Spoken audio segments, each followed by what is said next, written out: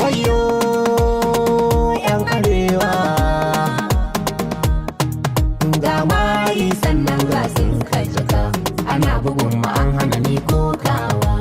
yan arewa bacci ban farka ba mu shirya gane wannan lissafin ba wallahi da yawa ba mu san yanci ba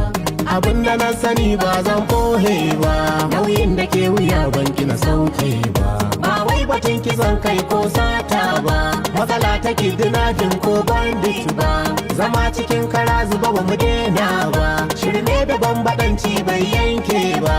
ashe yawan mu ma bai tasiri ba mu gane kanmu ma ba mu iya wannan ba ba wai ina faɗa dan kaskanci ba ga katuwar masifa na tasowa a ce ana kashe kiristoci dubawa wai har hari ake son aikahowa kuma duba maganan nan ni aunawa mene shirin matakin mu na ɗaukawa riko na shugaba mun gaza ganewa an sace ɗalibai an kuma karawa an kashe al'umma ninkin ninkawa brigadier janar an kwantar nawa an san da masu yi an gaza kamawa suna da shafuka nasu na yaɗawa cikin ƙasar suke ba wani ɓohewa da yawa arewa ce mun gaza ganewa idan shugaba ya kasa mai saukewa zan ba da ɗan bayani mai aunawa mu fito mu tsaye da komai don gyarawa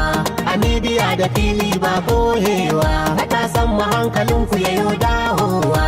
ana kisa kuna kwallon dokawa yan midiya suna cilin nunawa bai na ga har awad aka yo badawa ga wasu mawakan ma na cashewa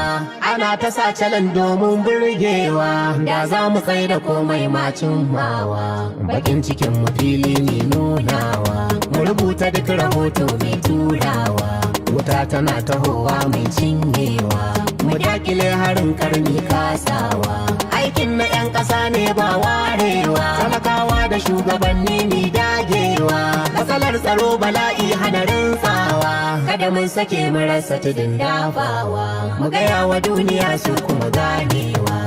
malamai na addini duga ku musulun da kiristoci ku yi aikin ku 'yan kasuwa da 'yan boko barin ku lauyoyi alƙalai ma ku yi sharhin ku mawallafa jaridu tasirin ku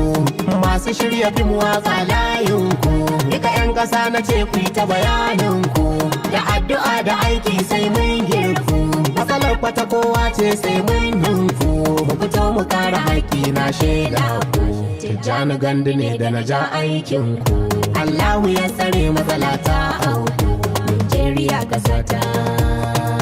Najeriya ƙasa rabba ka duba mu